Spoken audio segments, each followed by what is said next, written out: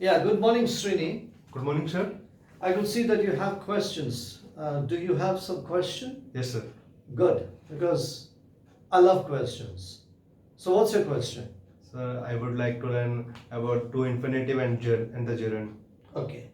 Now, let us talk about the infinitive. The infinitive is basically the verb that does not change. And you use the infinitive mainly in questions and in negative statements. Like, do you have a dog? Did you have a dog? Do you know English? Did you know English at that time? Or, I do not know French. I did not know French. I do not eat fish. I did not eat fish.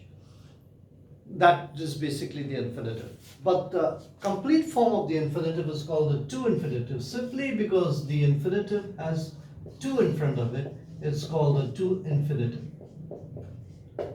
Now, the to infinitive is very interesting and a very, very integral and important part of the language.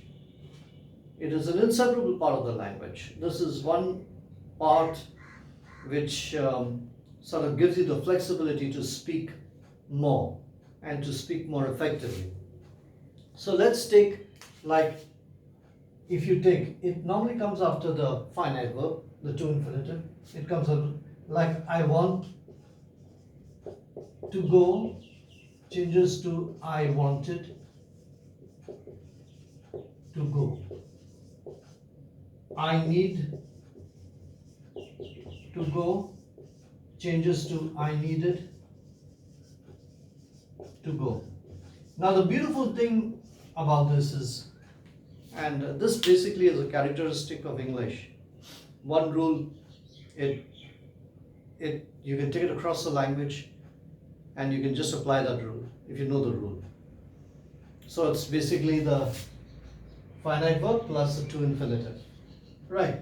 So you can take any verb right across the language, and if you put to in front of it, it becomes a to infinitive, and you can use it with an appropriate finite verb to show the tense. So that is the to infinitive. I want to go, I wanted to go, I need to go, I needed to go, I have to go, I had to go. All this. Even USCD used, the word used. I used to do this, I used to do that. Means when you say I used to, means you don't do it anymore. Yeah. Right? Now, from there, let's come to the gerund. The gerund again is nothing but the verb plus ing. Walk, walking, talk, talking, have, having, see, seeing. All this is the verb plus the ing form. Right? Now, the gerund is basically the verb. Like, it's got certain rules and regulations to it. And let us just see some of the rules. They say, like, first you can take it, the gerund is a subject of a verb. Subject of a verb, which means smoking is injurious to health. Smoking is the gerund, is the verb. Okay, playing cricket is my passion. Thinking of my future is what I do now. Or doing or exercising is a good habit. So the gerund, which is the ing form, plus the verb. Then it comes the object of a transitive verb. You know what's a transitive verb? A transitive verb is an action which moves from subject to object. Like, I love reading. It moves, I love reading. See?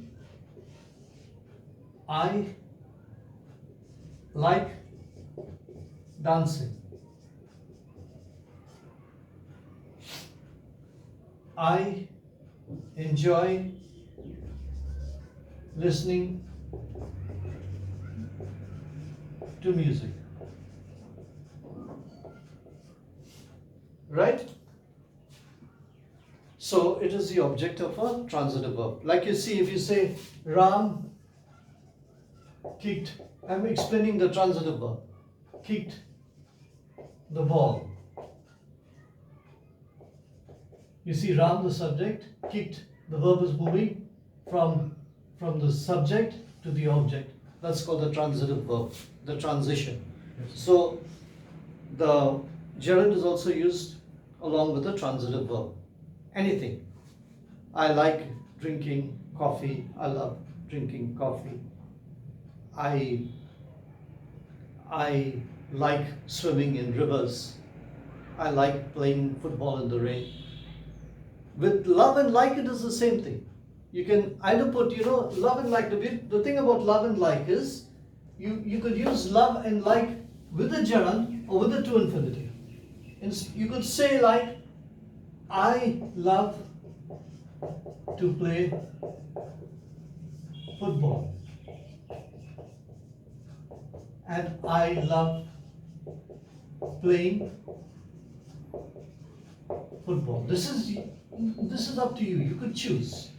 Okay, depending on the situation. So, I love to play football. I love playing football. I like to play chess. I love playing chess. Over here also you can see the same thing applies. Only in the case of enjoy. In the case of enjoy, you cannot use the to infinitive. You only have to use the gerund. You can't say I enjoy to play. You have to say I enjoy playing. That's the gerund. That's with enjoy. Otherwise, love and like, you can use both. You can use the to infinitive and you can also use the gerund. So that's the second form of the gerund. The third is, it is the object of the preposition. Like you could use it as the object of the preposition. Like over here, I am tired of waiting. Okay? Here's a preposition, it is the object. My father stopped me from using my phone. Again, from is the preposition, using is the gerund. So, okay, you understood? Any questions? So, after the preposition, ing form. Okay? Okay. The teacher punished the boy by keeping him back in class. By the preposition, ing form, the class. Ing form, the gerund. Then the complement of a verb means I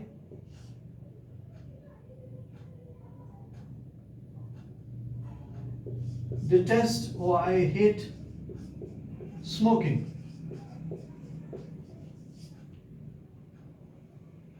I dislike playing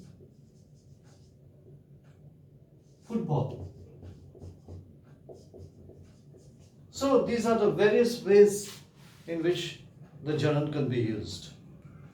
Okay. So now, basically, you may ask me what is the difference between the present participle and the gerund. The present participle is basically two. It does two things. One, it is used in the continuous tenses. Like, I'm going to the market. I'm having my lunch. I'm watching a movie. I'm studying for my exam. That's when you use it in the I am studying, I was studying. I am looking, I was looking. I am having, I was having. And you can also use it as an adjective. Like Sita is a loving mother. Or Rahul is a growing boy, etc. So this is how you differentiate between the two. Basically, the gerund it does all the things I showed you, and the present participle, which is also the verb plus ing, has two jobs to do. One is it acts as an adjective, and the other you have to use it in all continuous tenses. Now tell me, do you have any questions? If you have questions, just tell me. You sure? Yes, It's sir. clear? Yes, sir. Fine. But if when you go back home and if you find that you have any questions, you can always come back and ask me. And students also, if you like this video, please hit the like button below. And if you haven't already subscribed, you may subscribe by hitting the subscribe button and pressing the bell button for new updates. And if you have any question or anything to say, you may drop a comment in the comment box. Thank you, and see you again soon.